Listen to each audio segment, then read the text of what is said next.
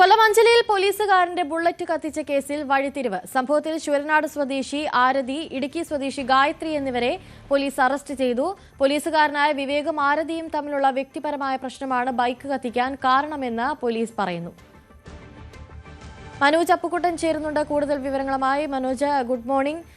ഇപ്പോൾ വലിയൊരു വഴിത്തിരിവാണ് ഈ കേസിൽ സംഭവിച്ചിരിക്കുന്നത്. എന്താണ് ഇതിന് പിന്നിൽ യഥാർത്ഥത്തിൽ സംഭവിച്ചത് എന്നത് വ്യക്തമാണോ? അനുസരി, ഗുഡ് മോർണിംഗ്.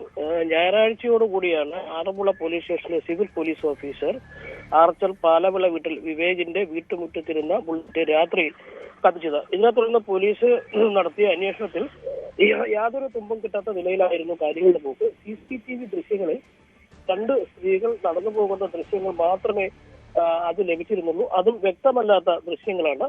പിന്നീട് അവരെത്തിയ ഓട്ടോറിക്ഷയിലെ ഡ്രൈവർക്ക് ഗൂഗിൾ പേ നൽകിയതിന്റെ രേഖകളുടെ അടിസ്ഥാനത്തിൽ നടത്തിയ അന്വേഷണത്തിലാണ് യഥാർത്ഥ ചിത്രം വ്യക്തമാകുന്നതും.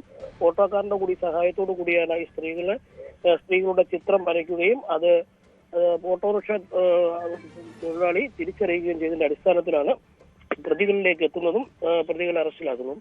ഇതില് അറസ്റ്റിലായ ആരതിയും വിവേകവും തമ്മിലുള്ള വിവാഹ നിശ്ചയവുമായി ബന്ധപ്പെട്ടുള്ള ചില വിഷയങ്ങൾ ഉണ്ടാവുകയും അത് പിന്നീട് പിണങ്ങിപ്പിരിയുകയും ചെയ്തതിന്റെ വൈരാഗ്യമാണ് ബുള്ളറ്റ് കത്തിക്കാൻ ഇടയായതെന്നുമാണ് ലഭിക്കുന്ന പ്രാഥമികമായ വിവരങ്ങൾ. എന്നാൽ ഇവര് ഞായറാഴ്ചയോടുകൂടി പോലീസ് ആർച്ചലിലെത്തി ഇവർ ലൈബ്രറിക്ക് സമീപം ഒളിച്ചിരുന്നതിന് ശേഷമാണ് വിവേകന്റെ വീട്ടുമുറ്റത്തെത്തി ബൈക്ക് കത്തിക്കുന്നത്. അതുകൂടാതെ ഒരു യുവജന സംഘടനയുടെ പേരിൽ ഭീഷണിപ്പെടുത്തുന്ന നിലയിലുള്ള ഒരു കത്തും അവിടെ എഴുതി വെച്ചിരുന്നു. എന്നാൽ ഈ യുവജന സംഘടനയുടെ ആൾക്കാർ പിന്നീട് തങ്ങളുടെ ആൾക്കാരിൽ പ്രതികരിക്കുകയൊക്കെ ചെയ്തു. എന്തായാലും 2 സ്ത്രീകളെയും പോലീസ് പിടികൂടുകയും തെളിവെടുപ്പിനായി എത്തിക്കുകയും ചെയ്തു.